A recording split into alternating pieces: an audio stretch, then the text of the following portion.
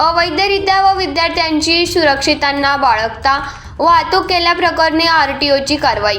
28 विद्यार्थ्यांना कोंबून नेत असलेल्या वाहनधारकावर कारवाई। 3 महिन्यासाठी वाहन चालकाचा परवाना केला रद्द। क्षमतेपेक्षा जास्त विद्यार्थी वाहनात आढळून आले। नंदुरबार उपप्रादेशिक परिवहन कार्यालयामार्फत मोठी कारवाई करण्यात आली आहे।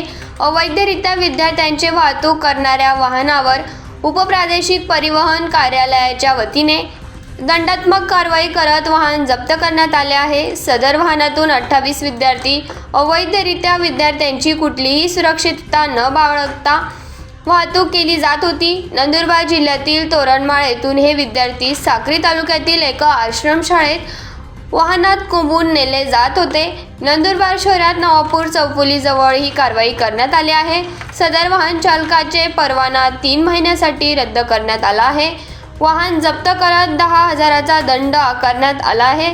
विद्यार्थ्यांची सुखरूप व्यवस्था करण्यात आली असून आदिवासी विकास विभागाअंतर्गत विद्यार्थ्यांना एकलव्य रेसिडेन्सी स्कूल येथे आज रात्री मुक्कामासाठी ठेवण्यात आले आहेत। याबाबत अधिकची माहिती उपप्रादेशिक परिवहन अधिकारी उत्तम जाधव यांनी दिली आहे।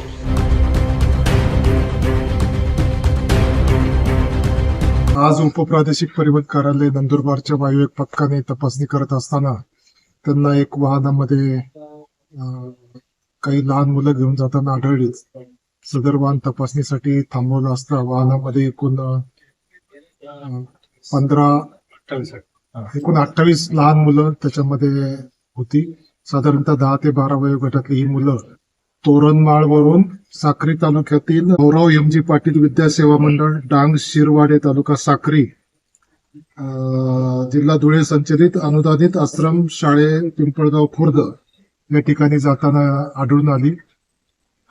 सदर वाहन आम्ही उपप्रादेशिक परिवहन कार्यालय नंदुरबार येथे आणून सदर वाहनावर आम्ही जप्तीची कारवाई केलेली आहे आणि या सर्व लहान मुलांची सोय आम्ही प्रोजेक्ट कार्यालय येथील इंग्लिश मीडियम स्कूल इथे आज त्यांची राहण्याची व्यवस्था केलेली आहे आणि उद्या संबंधित शाळेचे मुख्याध्यापक व त्यांच्या पालकांना बोलावून पुढील कारवाई प्रोजेक्ट ऑफिसर यांच्या आदेशान्वये करण्यात येणार आहे।